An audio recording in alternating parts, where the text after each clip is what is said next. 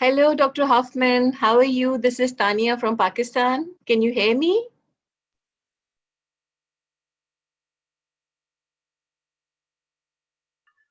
Yeah, I can hear you very well. Can you hear me now?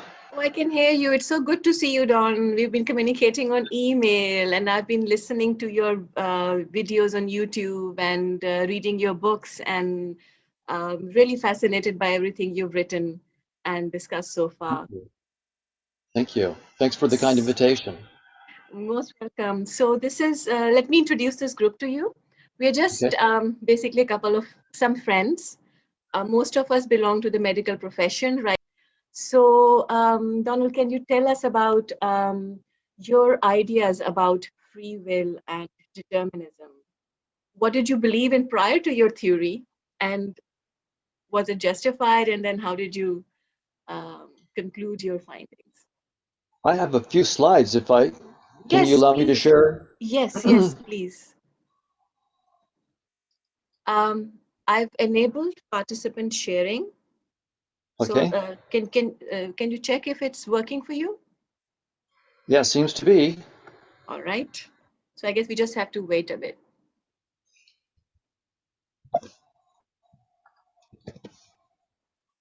Does that work?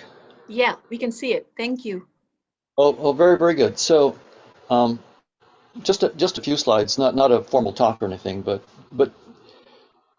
as you well know, the current point of view among most scientists is that the universe began 13.8 billion years ago at the Big Bang. Yeah. And at the Big Bang, there was nothing but space and time and energy and matter. And it was devoid of life and therefore devoid of consciousness for hundreds of millions, perhaps billions of years.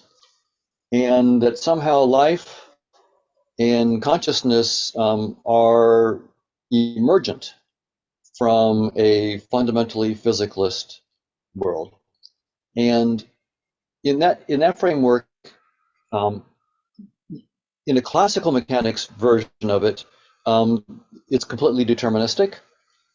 In a quantum mechanical version, it's not completely deterministic. I mean, the Schrodinger equation is a deterministic evolution, but the act of measurement brings in probabilities and therefore an indeterminism. And also the Heisenberg uncertainty relationship brings in a non-determinism. But it it's not usually taken to be a kind of non-determinism that's friendly to the notion of free will. So the standard view, I would say, among scientists, as you well know, is that first, consciousness and life are not fundamental; they're emergent, and second, that free will, our feeling of free will, is an illusion. Right. So Sam Harris, as you may well know, has a book called Free Will, and Sam's a friend of mine, and his wife Annika Harris, a friend of mine, and you know, we're all good friends, but they don't believe in free will at all.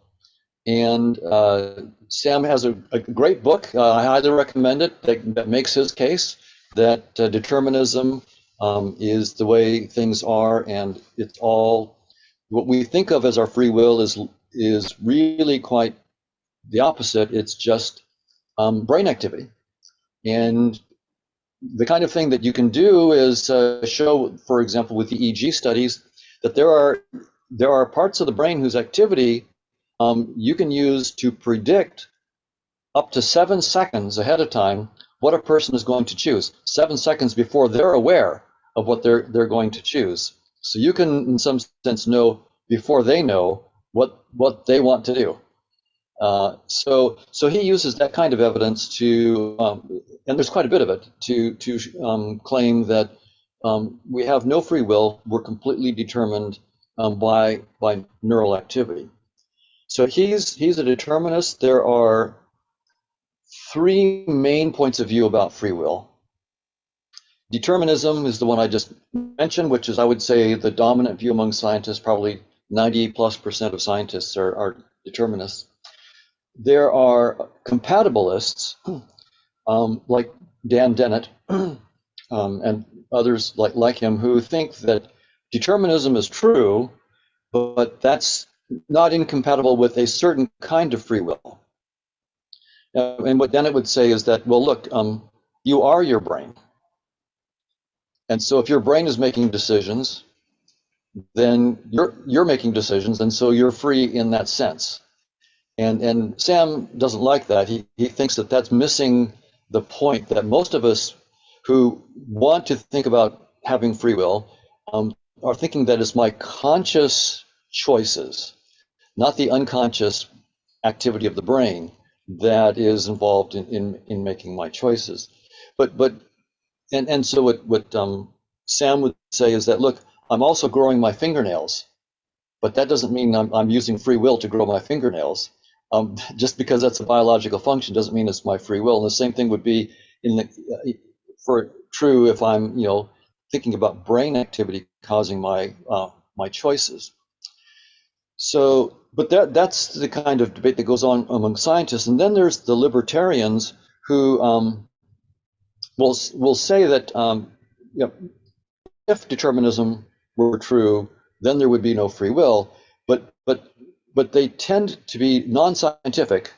They tend to have some kind of view of a mystical realm beyond space and time, but not a scientific view of it. And so they, among scientific discussions of free will, libertarians get almost no attention because there's not anything that's really rigorous to talk about, right? And so many mystical religious traditions would fall in this, and it's fine that scientists would say as religion is fine, but it's not science, and there's nothing really for us to deal with there. So the kind of thing that I would then try to bring to this is the following. First, it's remarkable that scientists are saying now that the idea that the Big Bang and space-time are fundamental, that's problematic. There's the Nima Arkani Hamed and others who are saying that space-time is doomed. And so it's a picture that's, they're looking for something beyond space-time and beyond just the standard model of physics and reductionism, where everything is reduced, brains are reduced to space-time and so forth. And I wanted to I'm going to go to a couple of slides up here, see if I can move ahead.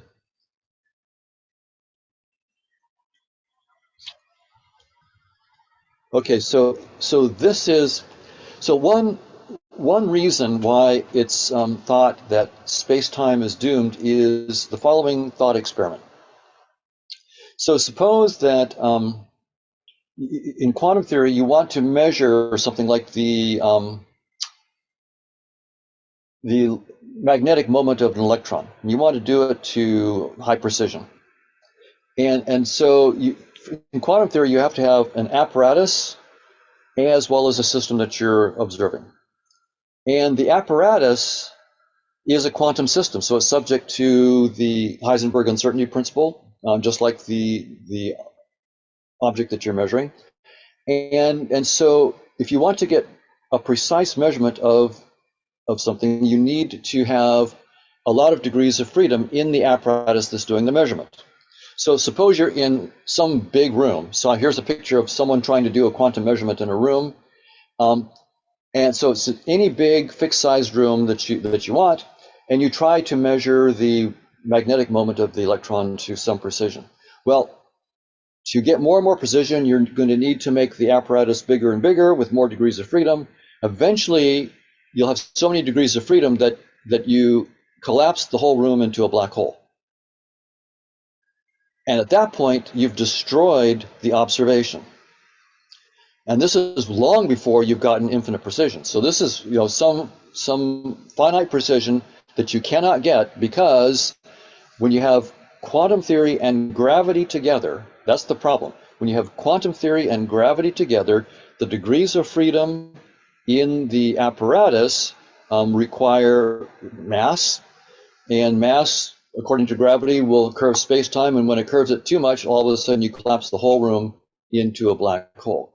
So what that means is there are no local observables in space-time. There's nothing that you can observe precisely. And so that's the sense in which they say space-time is doomed.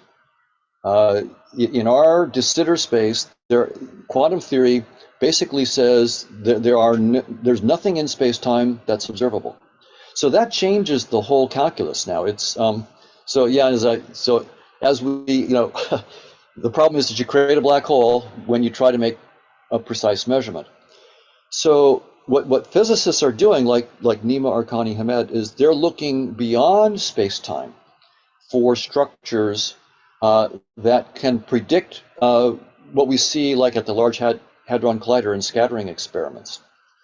So, and they're finding these structures that have symmetries that can't be captured in space-time, and they predict the scattering of like 2 gluons hitting each other and 4 gluons going spraying out. They predict it with great accuracy, but they find symmetries that cannot be described in space-time. So these are symmetries behind space-time that they're discovering. And when they do this mathematical model outside of space-time, the mathematics becomes trivial. To actually do 2 gluons in, 4 gluons out scattering in space-time requires hundreds of pages of algebra to compute just one event. But when these structures are finding beyond space-time, it's 3 terms that you can compute by hand. It becomes trivial. So you see new symmetries, and the math becomes trivial. So the physicists are quite excited. When you let go of space-time, you see new symmetries, and the mathematics becomes beautiful. They don't know what it's about. They don't know what's going on behind space-time, but they're going after it. Now, the other aspect of this, so that's something about physics, and that space-time is doomed. And so the whole reductionist paradigm, I should point out, goes with it. The idea that as we go to smaller and smaller scales in space and time, we're getting closer to the fundamental principles of nature that everything arrives from. That whole reductionist framework, which has been so powerful for centuries in science, now turns out to have a limit, because you can't go to smaller and smaller scales. You'll create a black hole. And in fact, if you try harder, if you try to put more, look closer with more energy, the black hole just gets bigger and bigger.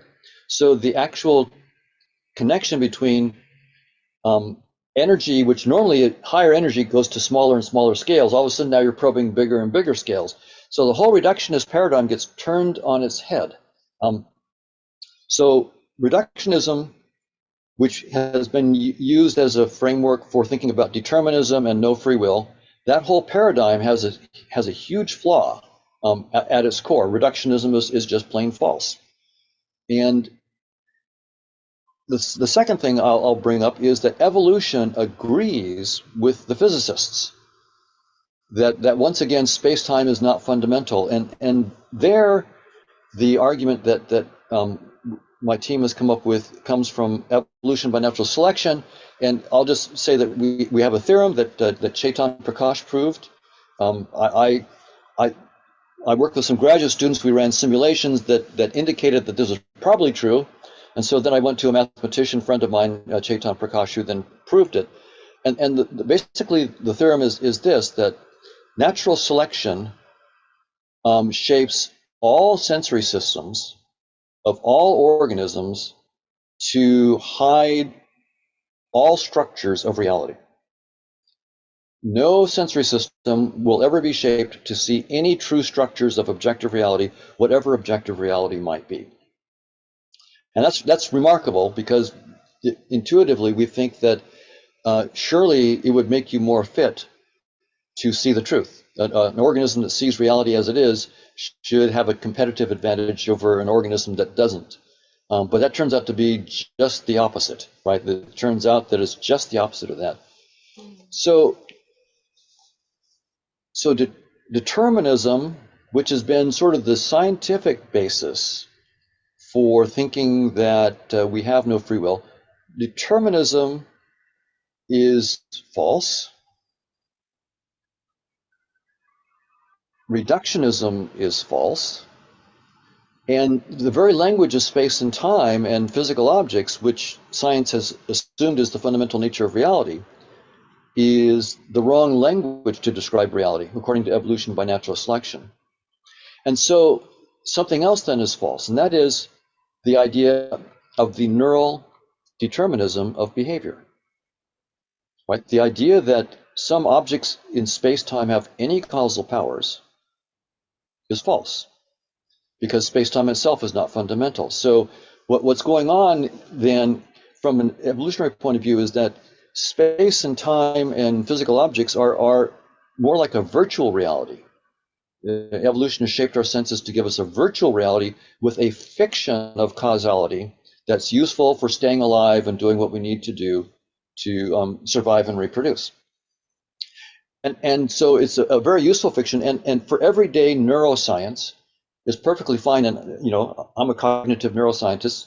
And in my everyday research, I talk about brain activity as though it has causal powers. And so I would say things like area V4 of visual cortex is involved in causing color experiences.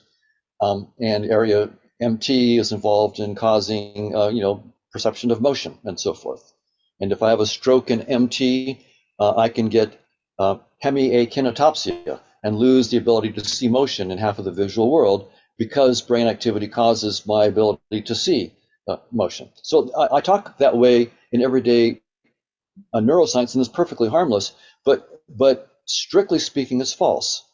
No objects in space and time even exist when they're not perceived. We render them when we look, just like in VR. If I look over someplace and I see a car, I'm rendering the car when I look, and when I turn my headset that another direction, I no longer render the car, so the car doesn't exist. I'm rendering something else that I look at. So it's the same thing with neurons and brains. So physical objects like neurons and brains don't even exist when they're not perceived, so they don't cause our behaviors. And so Sam's argument that EEGs show that we can predict your behavior from brain activity 7 seconds before you know it. There's something going on there, but it's not that brains cause behavior. It's something deeper. We have to have a much deeper framework than that. So this now, of course, leads to a big question. If space and time isn't fundamental, determinism is false, reductionism is false, what is the nature of objective reality? And is there a new scientific theory of objective reality that can square with everything else that we know, and then give us some insight into the notion of free will? And I would just say that, Don. Sorry, for the benefit of others, determinism is like we know there's no free will and everything is predetermined. Reductionism is, how would you define reductionism in simple terms? Yeah, reductionism says that to understand complex systems, you go to smaller and smaller scales. Like the ultimate scale is like particles, like the standard model of physics. So electrons and leptons and quarks and gluons, the laws that govern the particles will then give rise to chemistry. And then the laws of chemistry give rise to biology. The laws of biology give rise to neuroscience, and neuroscience gives rise to our consciousness and free will. So that's sort of the reductionist picture, that everything goes back to the fundamental particles. The laws of the particles is what's really fundamental. Chemistry, biology, neuroscience, and consciousness all emerge successively and that's the reductionist framework. And you showed with your arguments that can't be true by that example of a black hole being created, right? So, and free will would be justified if reductionism was true. Am I understanding it correctly? If reductionism is not true, then free will can't possibly be true. So if reductionism is true, then most scientists would say that counts against free will. Okay. Right?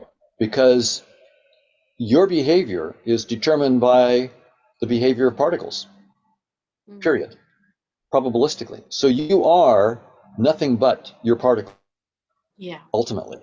And so the laws, they may be probabilistic laws, but nevertheless, the evolution is deterministic in the sense of the Schrodinger equation. So you're determined, your behavior is determined by the behavior of your particles, which determine your chemistry, your biology, and your neuroscience. And so you're nothing but your particles. And so the notion of free will is just an illusion. I've got a couple of people raising hands. Can I ask? Can I take their Sure, questions? Yeah, sure. Joshua, sure. you raised your hand. Can you make your comment, please?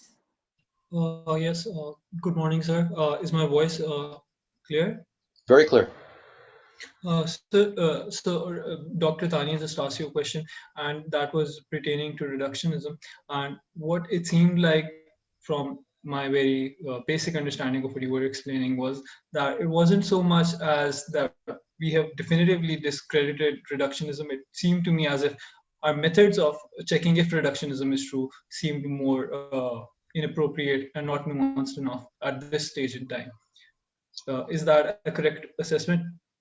Well, uh, what I would say is that many physicists, in particular, for example, Nima Arkani Hamed, who's at the Institute for Advanced Study at Princeton, would flat out say reductionism is dead because of the argument that I just gave. I mean, and the argument I gave is, in fact, his argument that there are no local observables in space-time. The very act of trying to get a precise measurement will create a black hole. And so the reductionist paradigm has been very, very useful, but it's reached its limits, and in fact, it's false. And that does raise the question, why has reductionism been so powerful and so useful for the last 400 years in science? Because it has been quite useful. And the way I think about it is that what science has been doing for the last 400 years is not studying objective reality. Science has been studying the visualization tool, the virtual reality headset that evolution gave us. And so it turns out for studying that headset up to a point, it's perfectly fine to have a reductionist framework. In some sense, you're getting closer and closer to the pixels of your headset. And so that's perfectly fine. But at some point, you realize that, oh, we've only been studying that space-time is just our data structure. Space-time is not reality. Space-time is the format of our headset. And at some point, reductionism fails because the very notion of scales, from big scales to smaller and smaller scales, is an artifact of a data structure we use. It's not an insight into objective reality. So that's why that kind of reductionist paradigm is just deeply false. Okay, Joshua has a counter question, I think, a counter argument. Sure. Joshua? No, I don't actually have a counter argument. I just wanted to clarify something. I watched an interview of yours where you were explaining how the way you sort of explained in that video, the reality was viewing things through a computer model. So the way you explained everything, you sort of, to the extent that I understood it, made a claim that correlation was not equal to causation. So I just wanted to understand: is there any example where we can definitively say, the way, at least in the way we're viewing the world, that correlation is equals to causation? Uh, Not within space and time. Correlations are merely correlations. And the fact that, for example, I can take a transcranial magnetic stimulation device, touch it to the skull near area V4, inhibit V4, and color experience goes away. So I can intervene and literally make your color experiences stop. That does not entail that's a correlation, but it does not entail that the brain actually causes the color experiences to be generated. And to give you an example, you might say, well, of course it shows that. I mean, how else could it be? But think about, again, virtual reality. And suppose you're playing like Grand Theft Auto in virtual reality, and you've got a steering wheel in front of you, a virtual reality steering wheel. And you can say, well, look, this steering wheel has real correlation and real causal powers. If I turn the steering wheel to the left, the car goes left. If I turn the steering wheel to the right, the car goes right. clearly I'm intervening on the steering wheel, and I can predict the changes. So the steering wheel has causal powers. No, it doesn't have causal powers. I mean, the steering wheel is a pure fiction. I see the steering wheel when I look. When I turn my headset, I delete the steering wheel. It doesn't even exist when I don't perceive it. And so that's why we have to be very, very careful. Seeing correlations in space and time is just a virtual reality headset, and it's not the truth. And so those correlations give us a useful fiction of causation, but it's just a fiction, strictly speaking. Thank you, Professor. That is a really awesome concept, because our whole science is based on it, isn't it? When we see correlations, or especially correlations in response to interventions, we automatically Exactly. assume that that would be the cause. So let me just say, we might be going offline in a few minutes because I'm using the version of Zoom, like I told you in my email. So, but we'll Yes. connect with the same link and come back. So we might be Okay. interrupted suddenly. But I will ask Sarah, she has been raising her hand for some time now. Sarah, can you make your comment or ask your questions? Yes, thank you, Dr. Hoffman. It's excuse me. I need my second cup of coffee. It's really a pleasure to have you here. My question is very, very basic and simplistic. And from a neuroscience perspective, is it safe to not to assume? My understanding is that from what I heard from you, is it correct to say that in the context of natural selection, nature is more important than nurture? And if yes, then what about the plasticity of the brain and the new concept that, you know, your brain keeps on, if you have certain traits in your psychology or certain delays, then it is nature, natural selection, or am I just confusing the facts? Oh, so the nature nurture controversy, I think both are compatible with natural selection. So for example, natural selection leads to precocial species. So birds that are pretty much, they hatch and within a day they're independent, and so there's basically no nurture needed at all. You know, it's all nature, and they fly. They're able to fly and be independent within a day or two. And then there's species like Homo sapiens, our species, where kids can't survive for 10, 12 years, and they need to be raised, and so nurture is incredibly important. So my view is that natural selection is focusing on natural selection in no way puts down the importance of nurture. In fact, natural selection in some sense is involved in turning the dial. How much nurture does a species need? Thank you. Thank you. But then that begs the question, is the nurture just affecting the interface or the reality, the truth? Well, now for that's a deep question, because now we need to actually ask, what is the reality? If it's not space and time and physical objects, what is the nature of reality? And for that, of course, the answer is I don't know, and science doesn't know.